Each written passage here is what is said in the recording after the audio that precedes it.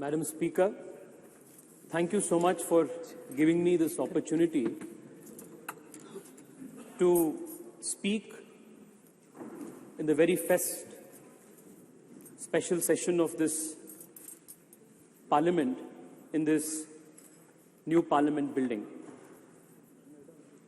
We have assembled here today to discuss and pass a resolution congratulating our scientists, the scientific community of the country, for their glorious achievement in successfully completing the Chandrayaan Mission 3.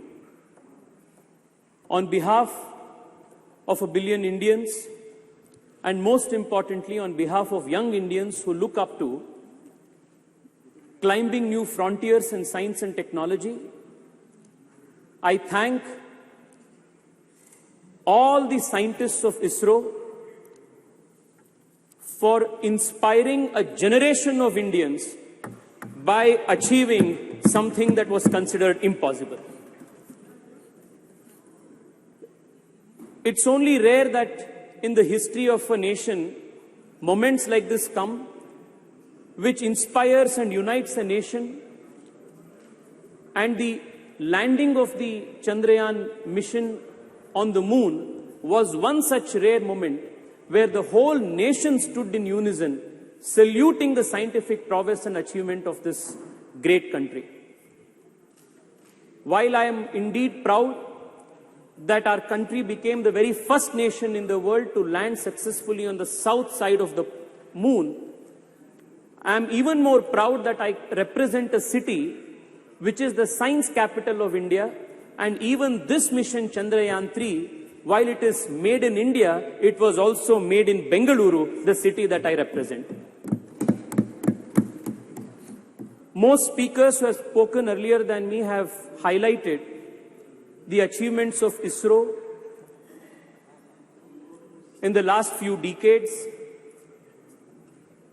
and how the scientists of ISRO have not only shown the world how to make efficient space missions, but also do it in a cost-effective manner. I wouldn't want to repeat most of the points that have been already covered. I would only want to say that the last 9 years have truly been historic for the country,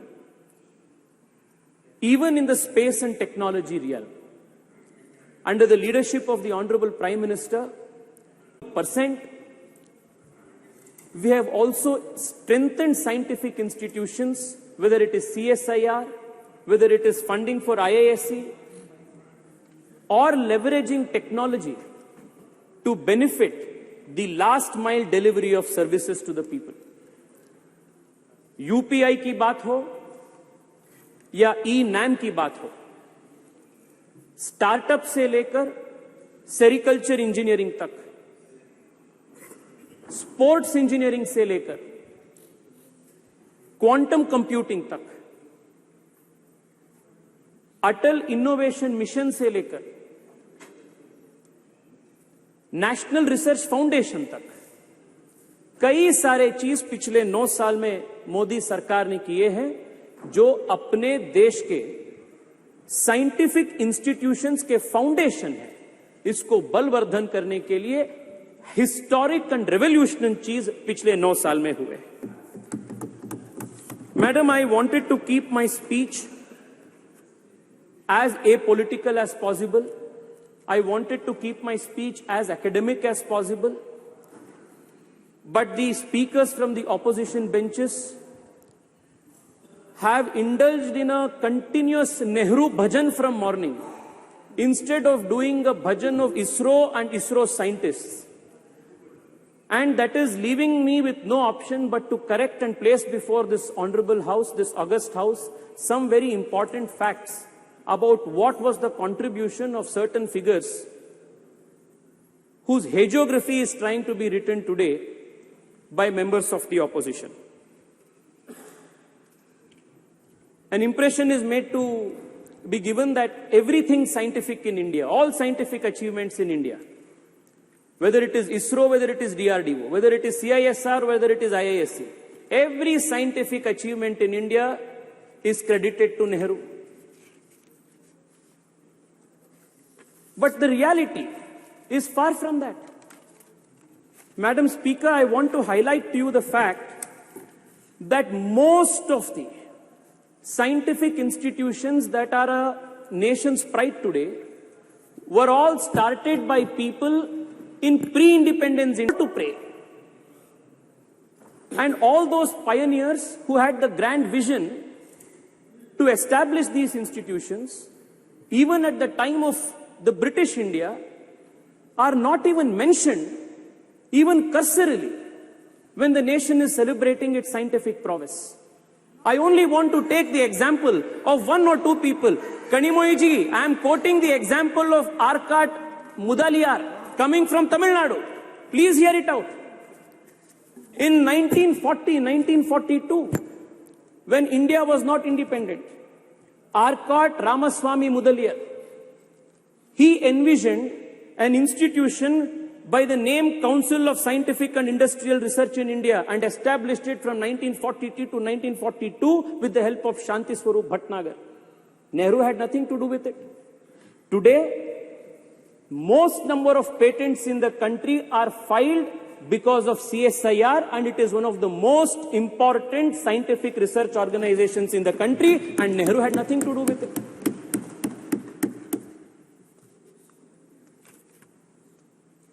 Let me tell you what role Nehru played. Immediately after independence, when the institute, CSIR, was brought under the Ministry of Industries and Commerce. In one of the meetings, at the very beginning of the CSIR after independence, Pandit Nehru says, the members of the governing body will appreciate that it is difficult for me to devote much time to many aspects of the work of the council. For the present everyday work, Dr. Shyama Prasad Mukherjee will, however, look after the council.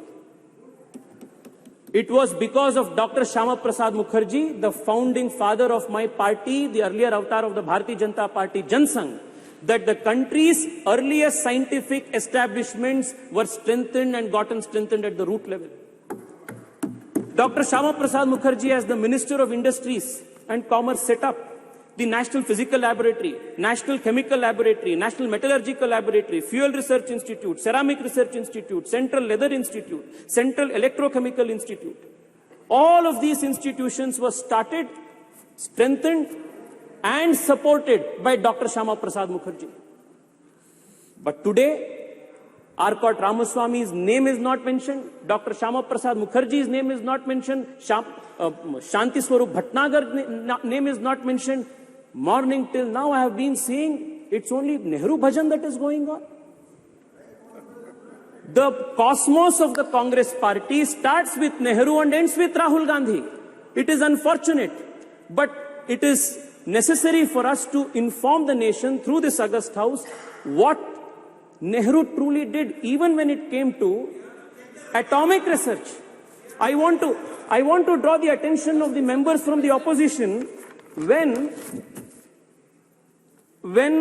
acquisition of missiles and research in atomic bombs, nuclear bombs, for protecting the country's national security, energy security was made to Nehru. This is what Pandit Nehru says, and I quote, the distribution of this toy, the toy that he is mentioning is the atom bomb, a nuclear bomb. The distribution of this toy, the atom bomb, ballistic missiles and the like to countries will not only be dangerous, very dangerous, but it will completely poison the already disturbed atmosphere of the world today.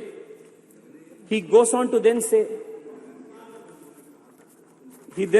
to say, the making of the atom bomb is dangerous and dreadful, and he was the first person to advocate the resistance policy of excluding India and other Asian nations from the nuclear club, a policy that would later be written into the non-proliferation treaty that India would spend decades fighting, when he claimed that the going of this atomic weapon into an Asian country's hands would be a dreadful thing, a very dangerous thing. It took an Atal Bihari Vajpayee to make the nation a nuclear capable nation in 1999, 1998. It was very different. You know, Manish ji, you know the details. You know how different 1974 and 1998 was. You know what was the difference, Manish? You know what was the difference. You know what was the difference between the two. You know what was the difference between. You know what was the difference between Indira ji's time and what was Atal ji's time. We never did it in an apologetic matter. We did it as a matter of conviction. Okay. Madam Speaker, if you look at the history, there is one thing that will be clear. काम हमेशा दूसरों का होता है, credit तो नेहरू का होता है. Even in the case of Chandrayaan, it has been the same case. Chandrayaan first, it was our Prime Minister Atal Bihari Vajpayee who approved Chandrayaan first in 2003. What happened? It was in 2008 that the impact mission reached moon. And then the Congress government, UPA government, what did they do? The point on which the impact rover met, they named it as Jawahar Point. When Nehru had nothing to do with Chandrayaan 1, the impact point, however, was Jawahar Point. Former ISRO chief, let us talk about Chandrayaan 2. Former ISRO chief Madhavan Nair has gone on record to say that for political reasons, UPA2 delayed political clearances, denied approvals for Chandrayaan 2. It was Chandrayaan 3 again, our government, Modi government, that approved Chandrayaan 3, and despite the loss, despite the challenges that we faced during Chandrayaan 2, the Prime Minister was there in Bengaluru, patting the back of our scientists, strengthened them, motivated them, and prepped them to make sure that Chandrayaan 3 was a success. The difference, Madam Speaker, is when Chandrayaan 3 met with success, the Honorable Prime Minister of the country named the point as Tiranga Point and Shiv Shakti Point and not did bhajan of any particular individual. Please conclude. Madam, allow me 2-3 minutes more, please. Please. There are 2-3 important issues that needs to be brought to the notice of this August House. Madam Speaker, the difference between naming Tiranga Point, Shiv Shakti Point and the naming of Jawahar Point, the worldview, the difference in the worldview is what differentiates the Congress, the India Alliance and the Bharatiya Janata Party and the NDA Alliance. This is the difference. Madam, I want to take another example. Madam, I was listening to one of the speakers from the opposition credit Rajiv Gandhi for telecommunication and computer revolution in India. With all humility, I want to submit that the doyen of the country's computer industry and BPO industry and IT industry, N.R. Narayan Murthy, a few years ago, went on record and said that when they started Infosys, he had to travel 50 times to Delhi and it took 3 years for him to purchase one particular computer, import one computer. This was the state of affairs of this country for entrepreneurs, for scientists who wanted to start something new. And again, the credit काम किसी ने दूसरे ने किया, credit तो राजीव गांधी को जा रहा है. Madam, I also want to point this out. The exploration of space, the quest to understand what lies in the space is not something new for this civilization. Starting from the Rig Veda to this day, the journey has been continuous. Aryabhata, Varahamihira, Bhaskara, all of them postulated theories on units of time, of understanding how the heliocentrism of the solar system works. All of these indicate the natural quest of the Indian mind to understand the secrets that lie beyond the space. Never in our history, never in our civilizational history was any scientific man or woman persecuted, hunted down for their beliefs, for their theories and postulates. Whereas in other civilizations, you will find examples of the Hypatia of Alexandria who was stoned to death. Galileo Galilei, Nicholas Copernicus, Johannes Kepler, many such scientific minds were persecuted for various reasons. But this is the only civilization in the whole world where scientists and people of science have never been persecuted all through the civilizational history. Thank you. The only exception to this, please, madam, please give me 2 more minutes, madam. The only exception to this is the persecution of a scientist from ISRO by the Kerala Congress government, Nambi Narayan. And this is the only exception where a scientist was persecuted for political reasons by the Kerala Congress government. I also want to remind you that it was in 2013. It was in 2013 that Honorable Prime Minister Narendra Modi, as the candidate for Prime Minister, as the BJP's candidate for Prime Minister, when he visited Thiruvananthapuram, visits Nambi Narayan, promises that the country will stand by him again. And it was in 2018, after Narendra Modi government came into power, that Nambi Narayan was given the honor of Padma Shri Padma Bhushan, and that was how Narendra Modi government has respected, strengthened the scientific people and scientific institutions of India. Madam, I only want to conclude by saying this. Madam, many institutions are extremely important for strengthening our scientific prowess. One of them is HAL. I come from Bengaluru, and I want to tell you that just 7-8 years ago, the state of HAL was in dire distress. Today, not only is the company, the organization manufacturing LCA Tejas, but in recent meeting of the Honorable Prime Minister in Delhi, in US, along with GE, they have gotten into a memorandum of understanding to manufacture GE 414 F1414 engines with 80% technology transfer that is going to make India a superpower in this. Madam, I only want, Madam Speaker, I will conclude with just this. I will conclude in 1 minute, madam. In 1 minute. Madam,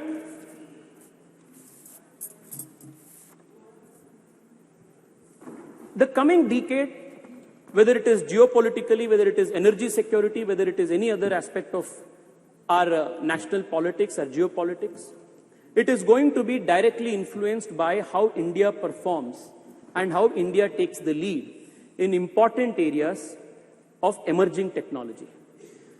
And I must credit the Narendra Modi government for making India future-proof and tomorrow-ready by institutionalizing and supporting important scientific missions. I would want to read out only 4 or 5 of them.